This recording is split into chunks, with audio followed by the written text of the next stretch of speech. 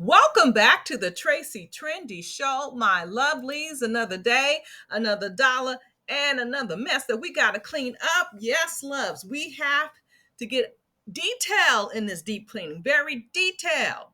We're going to get through all the little crevices of this episode. Now, let's start off with Red and Joy. Red and Joy. Okay, loves, first props to the hairdresser who worked on those struggle dreads and brought them back to life. All right, now let's get back to the dysfunction. Dysfunction. Now, some of you guys may not know the backstory behind Red's mom, and I'm not going to get too detailed about it, but back in the day, in her young adulthood, she was messing with kids. And I'm talking about very young kids. I'm talking about toddlers and then some early elementary age kids. Okay? So she's a registered offender. And I'm not going to say the other word, but she has to register. So, now moving on. So I have that in my head when I'm looking at this family. So it doesn't surprise me that Red never told his family that he wanted to hightail it out of town stat. Because he wants out of this incestuous family. I wouldn't put it past Red's mom. She got a little handsy. I'm just saying. Just saying. And not saying that they're incestuous with each other or nothing like that. I'm just saying it's just a little ick. Allegedly. Ick. I'm not saying they're doing it, but it's just ick. Okay? So, they claim they want to have a little longer bond with Red. And that would be all cool and dandy if I didn't have this little backstory floating in my head. And the cousin even asked, who is Joy? They don't know her. But I think the sister knows the money. I think she does. Now, Mama Red said that Joy didn't visit not once when he was in prison and that she broke up the family. Now, how you expect a single mom? She's giving all this money. She gave about $40,000 to Red. And you expect her to drop everything? She has a job. She has a kid. She got screwing to do. She got needs. And then Red is no saint. He's talking to other women in prison too. So, and plus she probably didn't want Red to see her whole self. All right? So, they're just going in on Joy as if she wasn't even there. And Joy just sitting quietly because she pays the cost to be the boss. And it's just like that, Monique and Derek situation. He can go where the money is. And I was just tripping out on his cousin saying they need Red as the man of the house. But in the end, Red left with Joy to start playing house with no job, no ID, no money, gone on to New Mexico. And the mom screaming out, oh, you broke up the family. And I'm like, lady, I don't know. The man was not in the house for 10 years. So y'all seem to manage somehow. Moving on to Melissa and Louie. Now, Melissa's looking like a mom fussing at her teenage son. I guess she got her wish. She wanted that high school crush. She didn't want a man. She got that high school crush. Because he's kind of reverted back. He's got that arrested development because, he didn't live that life, his young adult life. And so she's getting mad that he's calling all the time. And I would think she would like that in order to keep tabs on him. But no, she doesn't want all those questions. She's mad that he stepped out and bought a car without questioning her, though. But I don't understand. So he goes out and buys the car without telling her and asking 1,000 questions, and she doesn't like questions. I don't know. I'm confused. I'm just totally confused. So with that said, I don't understand why she's mad that he bought a car or is still living at home. He needs to get to his job, and he's not yet on his feet. So, and she's even mad that he got the job that he does have because it's not paying enough.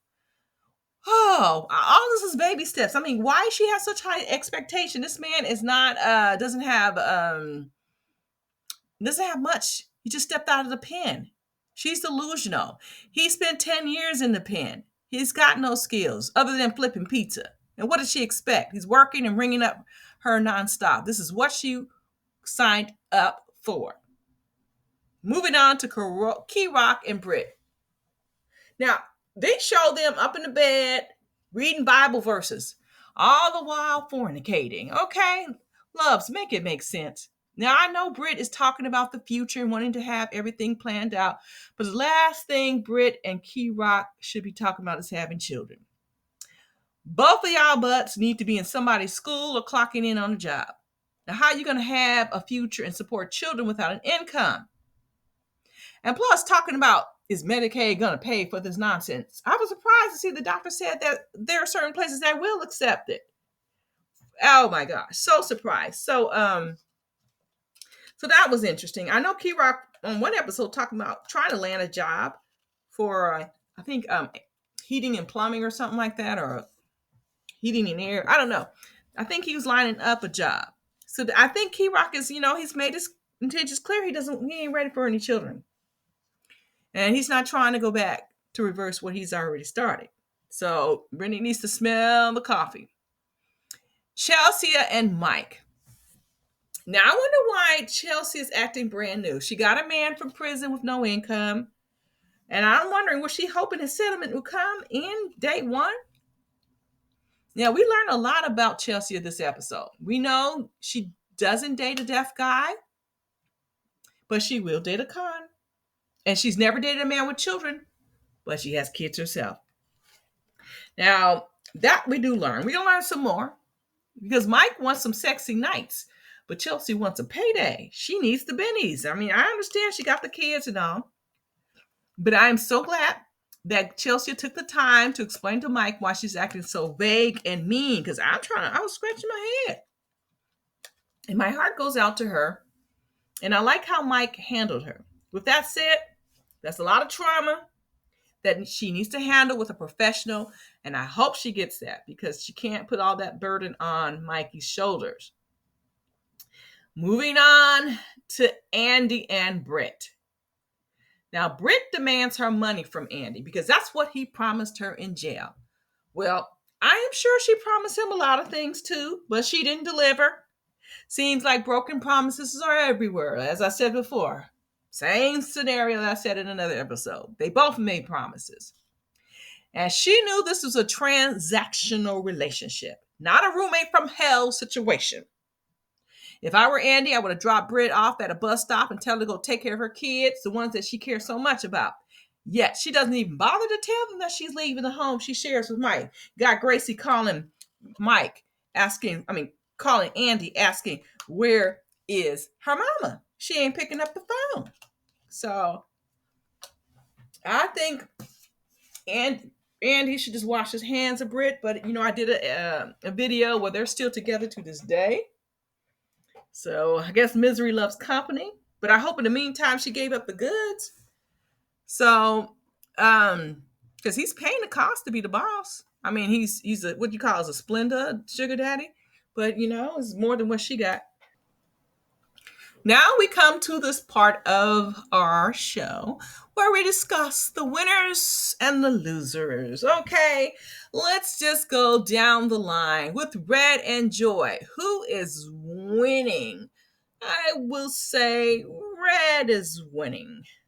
Red is winning because Georgia's got ripped to shreds, but she got the man in the end. But I'm gonna say Red is winning. So that's one for the cons. Melissa and Louie. Well,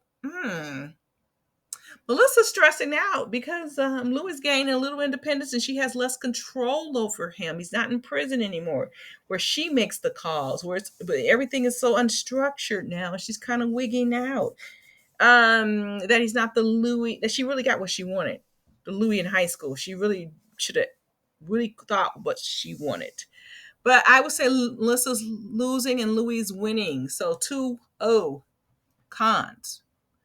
Key Rock and Britt. I'm gonna say Key Rock is winning because Britt is stressing out over this baby. So we have 3-0 cons. Chelsea and Mike. Chelsea finally reveals to Mike her situation and why she's been the way she's been. And I'm glad she did that. So I don't know. I guess they're both are winning. So I'll give 1 point to the not con and 1 point to the con. So we're 4-1, my loves. 4-1. And Andy and Britt, we already know Britt is winning. Britt is rolling over and backing up the bus on Andy. So we have 5-1 cons. There you have it, my loves. There you have it. That's a low down dirt as well. It happens. So you know what you got to do now, my loves? You got to drop a line below and subscribe if you have not subscribed. Hit that notification bell because this is the only place you're going to get this commentary or even a little drip of tea down this pipe. All right? So I'll check you all out on the flip side, my loves. Share and care if you dare.